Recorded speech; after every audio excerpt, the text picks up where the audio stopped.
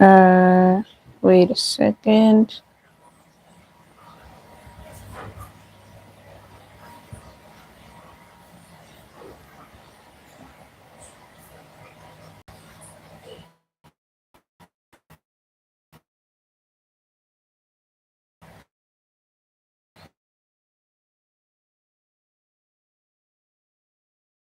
Right now, so just want to check.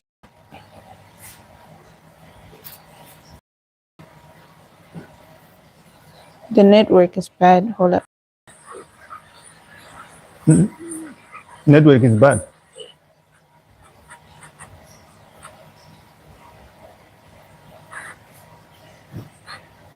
What is it doing there? It's freezing. But the sound is coming. What is it doing there? Yeah, it's freezing. Yeah.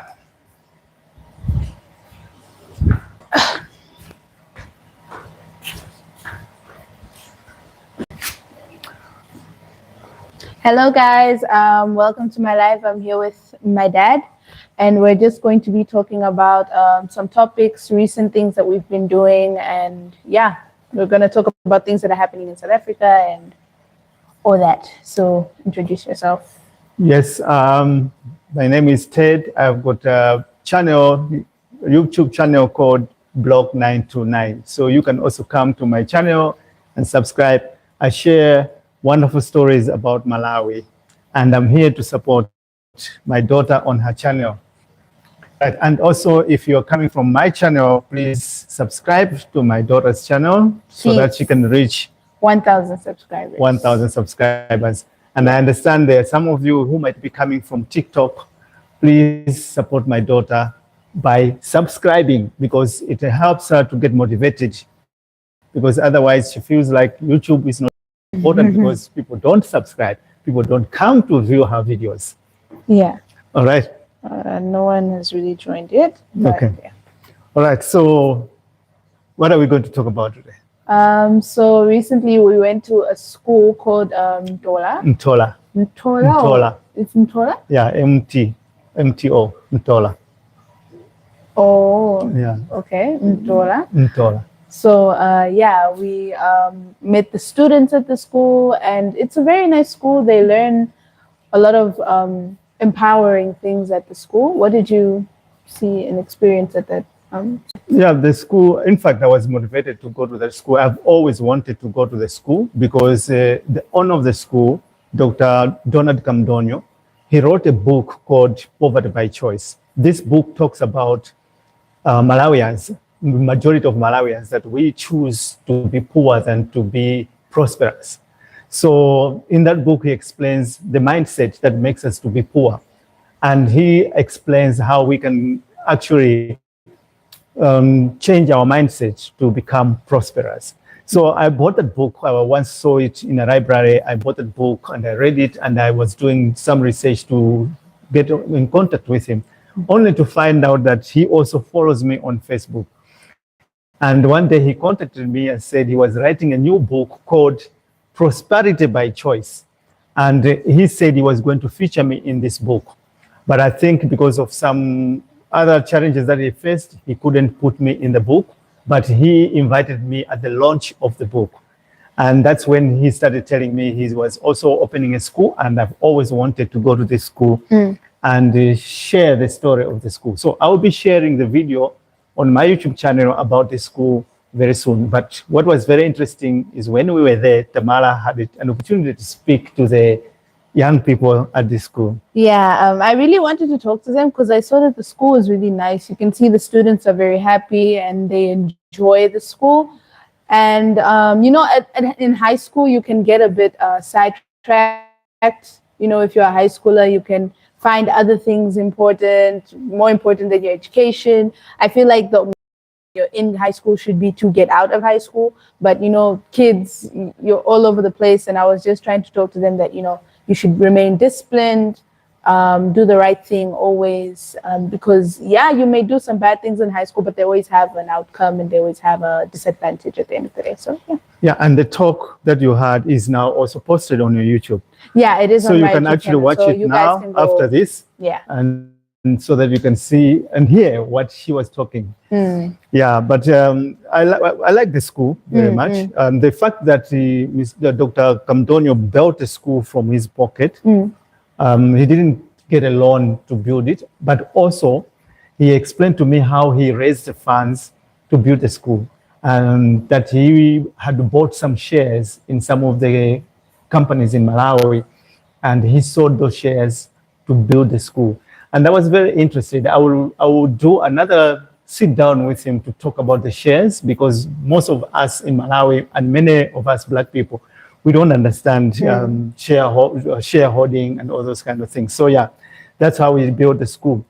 But it's now 3 years that they have been operating the school. We went inside the school, and they have a laboratory, they have a library, lab. they've got a computer lab, and it was nice. We even went really to the nice. dormitories. And their cafeterias, they get fed really well at the Yeah. school. It's very clean. Yeah. Everything is top notch. It's very good. We had an opportunity to eat in the cafeteria, and their food is really very delicious. It is. Eh? It is. And you wish you could have gone to a school like Yeah, that. I really do. I really do. I feel like my high school would have been more enjoyable if Yeah. I went to a school like that. Why? Genuine. I feel like the atmosphere is way nicer. The teachers seem like they're way nicer, and the education it doesn't. I feel like they don't feel like they're learning. Yeah. They're there genuinely. So yeah, I feel like it would have been nice for me. Okay, that's great. Do you have anybody that has followed you now that is watching now already? So we just want to check if there's any guest who's there already now. There are 3 people here, but 3 people? Okay. So we have 3 people, but you can ask something. It says hi in the. Oh, no one said. I asked them. Okay. To come. All right. Yeah. Thanks. Down and watch what we are sharing here. But I think myself also, when I was there, if I was you were still young, I would have sent you to that school, because the school actually offers the normal school curriculum, but they also teach entrepreneurial skills. They also teach them time management skills. There are so many things that they teach them, so that they can have an entrepreneurship mindset by the time they're going to university already. That is true. That's a really nice school. I really enjoyed it there. You enjoyed it? Yeah, with the students and everything, it was really nice. But after the talk, you also had a chat with him. Yeah, I also talked What were with you them. chatting with him? They were asking me about how to grow the social media platforms and stuff. Yeah. And me personally, I don't necessarily have the ins and outs of social media growing, but then all I did for now was just be myself. Like a lot of the time, I am anything that I post, and I post videos that I do stuff that I know I'm good at. Yeah. So like if you are good at singing, acting, drawing, whatever you're good at, just make that your content. Yeah. I feel like, yeah, that's what I told them. But recently, you've been trending on TikTok and Facebook. Yeah. Why? Because I made a video talking about, not necessarily the things that are happening in South Africa currently. No, I wasn't really talking about that, but mainly the way people in South Africa see things. Yeah. Like the way they view life and everything. So I made a video where I said that they should travel more. Somehow that video came off as me saying something rude when I was just saying that they should travel more. That's literally, it's like me saying Malawians should travel more. Yeah. No one's going to argue with me. No one's going to be like, but for some reason, it made them a bit sensitive. And I also made a video saying that, my dad is Malawian, my mom's South African. I was born in South Africa. I have my papers and everything. But if a South African was to see me, they would consider me South African until I tell them who my dad is. Yeah. And then they would be like, oh, no, you're not South African. You are from where your dad is. Yeah. But if there is somebody, I mentioned Trevor Noah, whose father is white and is from Switzerland, and his mother is South African. So I gave that example, but I said that everybody considers him South African. And I said, I understand. Isn't it that if somebody is just South African, isn't that how it works? Or like, is that not how it works? And a lot of people were arguing with me in that comment section. Some people were saying that I'm against the movement that's happening, right? People were going all over the place, but yeah, I feel like people were just on purpose trying not to understand me because it is a hard question to answer. Yeah, but for now, anything you can talk which relates to that kind of subject, many South Africans are going to be defensive about it. They are going to be emotional about it. They will even engage you from an emotional point of view.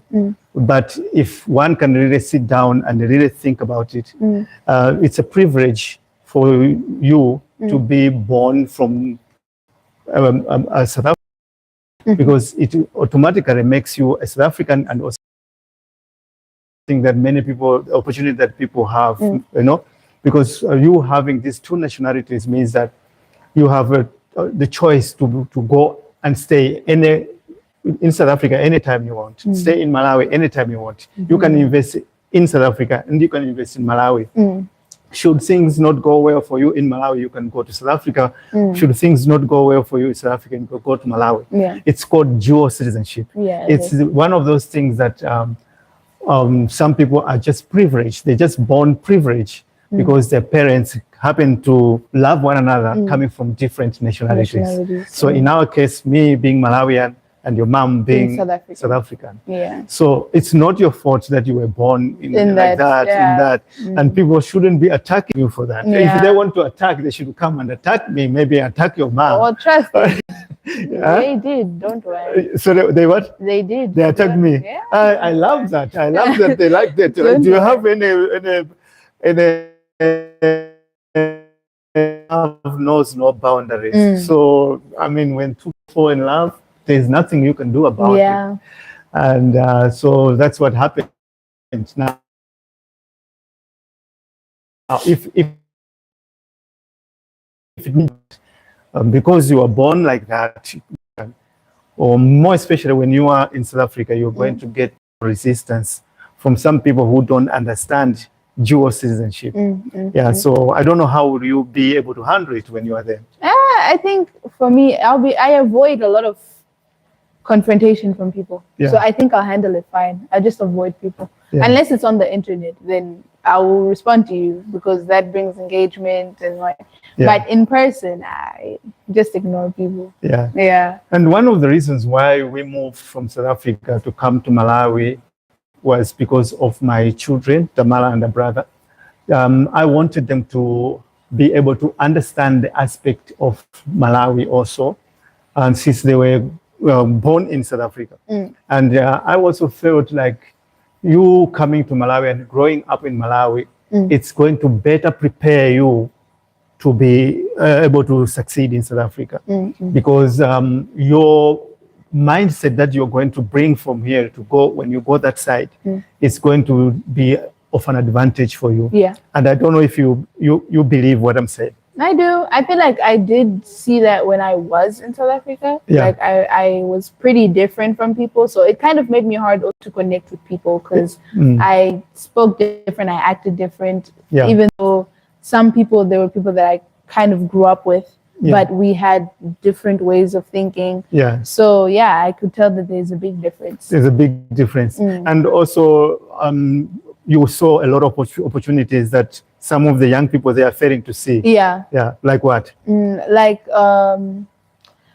just in business in general. I feel like a lot of them don't try to start, like, you know how Malawi people start businesses everywhere. In South Africa, they don't really do that. It's like, I don't know if people are afraid of risk or what it is, but a lot of people just don't do businesses while they are there. I think most of the people in South Africa, why they don't do business, the mindset in South Africa is that a person has to be a worker. I remember when I was there, I quit my job and to start a business, but the business was struggling. So a lot of your mom's friends, they used to say, your husband is lazy. Why don't you just go and look for a job? He always wants to do business. He's a lazy man. So if you want to do business, the mindset was that you are lazy. So the people always think that you are rather going to be working. So the mindset is a working class mindset. Yeah, but not like for doing business. Yeah, and when you were in the location there, you could see a lot of opportunities. Isn't it? Yeah. Like what opportunities? People were selling food. People were doing hair. People. And I who used were to those do people nails, doing this? Black people, Black people. but also foreigners. Yeah. Mostly. Yeah. Mostly were foreigners. Not a lot of South And you also Africans. did business yourself. Yeah, I did nails. Yeah. I did nails. So you did well? I did well, but I think because I didn't understand business that well, it was like it wasn't working out. If I understood it a bit better, I think it would have gone really good. Yeah. I would have done really good. Okay. Okay. So do you sometimes think about how life would be when you one day go to South Africa to settle? What would you be doing? What do you think you would be? How would you envision your life? I would want to, like, I am trying with my YouTube channel, guys. I am trying. Yeah. So it like you said, it's something that's pretty hard for me sometimes, but I am trying. I want to have enough subscribers and everything to make my money on YouTube, but also I love doing cosmetic stuff. So I would probably want to do this while I'm there. Probably live alone, maybe have an apartment or something, or a place to stay. Yeah. Do content, live my life like that. Do you see yourself working for a company or working for somebody? If it happens, not for long. If it does happen, so your ambition is to work for yourself. Yeah, to work for myself, because then I have okay, you know, when you, especially with how I was raised, you're alone 99.9% of the time. So being around people becomes an inconvenience for you. Now, if it's a business, you are the one who's in control of said business. Whereas if you're working for somebody, especially for me, I can't do paperwork, do stuff like that. I really can't do that. And then imagine someone telling you constantly, you have to do this, you have to do that, you have to do that. I feel like I would much rather just do the things myself. So when you move to South Africa, which part of South Africa do you think you will be able to settle well? Which part? What part of South Africa? You have Johannesburg, Durban, Cape Town. I know Cape Town, so I'll probably be in Cape Town. You'll be in Cape Town? Yeah, because I don't know anything outside of that. But if I go to other places outside of that and I see it's better, then I might. Do you ever think of maybe also one day going to settle or stay a little bit overseas? I wouldn't mind it. It's just like I feel like I would need to do a lot of research because that's very far. And that's a far away from everybody I know. So I would want to do my research before I even think of doing it. Because if you should choose to go outside overseas,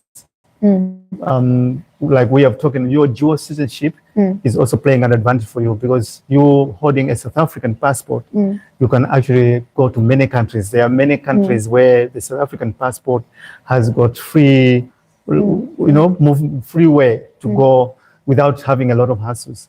So if you are going to have the ambition to travel with the South African passport, you go to those countries. The Malawi passport also has got a lot of countries that it's allowed to go with a visa, which is visa free.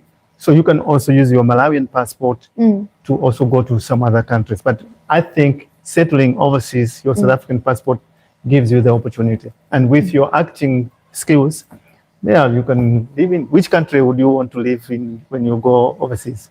I don't even know. I would not want to live in America. That's the only thing I know. I would not want to live. You would not live in America. Why? The life seems so stressful. Okay. You have to pay for that for the rest of your life. Mortgage. No, I don't have. So you'd rather be in Europe? Maybe in Europe. Yeah. Maybe another African country. Yeah.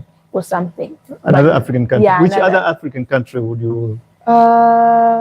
If I was to choose, maybe Uganda, or one of those, Kenya, Uganda, Rwanda, or Zambia. Okay. Maybe. Yeah. But then, I'll see otherwise. I heard Botswana is nice. Botswana. I heard it's nice. I don't know. We were going to be in Botswana because you remember this month we should have been in South Africa, but we were going to drive through Botswana, Namibia, and unfortunately Unfortunately, because of June 30, we decided to postpone. We didn't want to take any chances. But yeah, when it cools down, we will travel, me and Tamala. We will show you our journey so you will have the experience to see how our journey is going to be. All right. Okay, so is there anybody there? There's nobody yet. There's two people. Two but there's people. no comment. Oh, thank you very much for hanging on. You subscribe. Talk about Oh. advice or whatsoever. Or any other question? I don't know. You Wait, let me think. Yeah. Yeah, but I enjoyed, okay, I have enjoyed very much how you have handled negative comments on your TikTok and your Facebook. I've enjoyed how you've handled it, but you know where it comes from for you, the ability to handle those things. What happened? Okay, so there was once a time where I posted a Facebook post where I was with my dad and on Facebook, and it got a lot of negative comments, mainly pertaining to me. And a lot of the people commenting there were women, and most of the comments were rude, like very rude. And I think that was my first time getting rude comments on the internet. So it was a shocker to me, and I kind of was really upset, and I was crying. Yeah, so that day, what happened, we went to Blantyre, me and Tamala, and we were invited to go to a restaurant called Max and Sherry. Is it Max and Sherry? Yeah, Max and Sherry. The restaurant is called Max and Sherry. Yeah, we went to this restaurant. It was very nice, fine dining restaurant. We enjoyed ourselves. And then we said, oh, let's take pictures. So we went in the restaurant inside there. We took some pictures. And Tamara was wearing a top that was showing her It was a belly crop top. button. Yeah, so, okay, for me, it didn't... My dad doesn't really care genuinely, because I'm like that at home, everywhere. Yeah. As long as I'm with him, most of the time, he does not care. If I was out by myself, he would have told me, like, no, Tamara, that is not. But because I'm with him, it wasn't really a... So Tamara took that picture and shared it on Facebook. She went to sleep, and the next morning, the whole Facebook page of Tamara was... I couldn't believe, because most of our posts have never had a lot of following, comments, and all that stuff. But there was over 100, maybe. Yeah, there were. Over 100 comments. And all of those people were women. And they were like very, very old women who have got maybe big children like her size. And they were saying a lot of rude things. And I didn't know anything. I think it was your mom who came to me. No, it was me. It was you. No, I came to mommy, and then mommy probably told you. Yeah, her mom told me that Tamara is being very emotional today. I said, why? She said, no, there's a lot of negative comments on her page. So when I went to her page, I saw there was a lot of comments. But I just let it hang, and then she came to me, and it was a big... me and her had conflict because she was crying, but me, I was like telling her, you shouldn't be crying, because now if you are putting yourself on social media, you must expect that you will have people who are going to be coming on you, more especially when you start becoming successful, of which I know you're going to be successful on social media. So when you get successful, you are going to get nasty comments than these ones. So she didn't understand me. She was very angry. She was crying. She thought I'm being insensitive. She was attacking me, Daddy, you're not being sensitive and all that stuff. But I told her, I said, but you need to understand what I'm saying to you. If you cannot handle this, it means you shouldn't be on social media, because you are going to face people like that. Yeah. So what happened? Yeah, after that, I think I deleted the post. Though. Yeah, she did. She actually, later on, when I went back to look for that post, because now what I felt bad. I decided I need to address this. So I wanted to go and comment and reacting to those people about how You know, like it was, I don't think it's because that was what they call cyberbullying. Because the comments that came there were very, very nasty, coming from matured women attacking an 18-year, 19-year-old. So I wanted to go there and address it. But when I went back, I found that I couldn't find that post anymore. So when I asked her what happened to the post, she had deleted it. Yeah. Personally, I didn't like the fact that she deleted it, because she should have left it there and deal with it. And I was also going to go there and address it. I know a lot of people were going to attack me, but it was not going to matter anything because she's my daughter. I have to express how I feel about it, because I would never do that to anybody's child.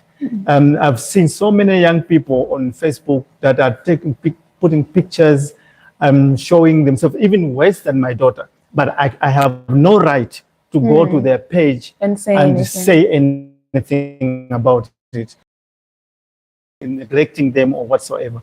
And more especially when you also have a child, you shouldn't be comfortable to talk negative about somebody else's child, because you don't know what your child is doing. You know, my daughter could be wearing a crop top, it was called. Your daughter could be smoking could be smoking drugs, could be taking drugs. So you never know. So I don't think it's fair. And also, I don't think it's fair for me to cyberbully somebody else's child. So that's what I wanted to address. But she had deleted the post. Yeah, I was pretty sensitive about it. But then recently, with my current videos, I've gotten a lot of mean comments. And you're still getting the comments up to now. Yeah, it's still to today. And I posted that video like a week and a half ago, and I still get people being sensitive about it. But now it doesn't really bother me. I think that time I really took the time to internalize the fact that people are going to continue doing this no matter what I do. There's nothing I can do. I don't now. She's sharing her opinions on Facebook and TikTok. Because she's able to handle it, means in the future, as she grows up, she will understand that you can't make the whole world happy. No matter what you do, you will find, no matter the good thing that you're going to do, you'll find somebody that is going to find bad thing out of the good that you're going to do. You cannot please the whole world. And now, there are some people that wants to please the world. And these people, they become very miserable, because every time you're trying to please the world, but you still find that there are so many people who are not being pleased at all. And it becomes you become very miserable. So from these experiences, my daughter is learning that you cannot please the whole world. Yeah. How many people? Still 2 people on the live. Okay. When you join us on this channel, we have a wheelbarrow here, and we call it Njanji. We manufacture it in this very same workshop. Right now, we are live in our workshop where we're doing our cement block machines. We do our wheelbarrows. So if you're looking for a strong wheelbarrow that's got 5 years guarantee, Njanji is there for you. Njanji is a railway. So as you know, for the train to move in the railway has to be very strong. So this is as strong as the railway. Yeah. Oh, that's what it means. Yeah. Oh, that's Njanji. What it, yes. How long have you been now?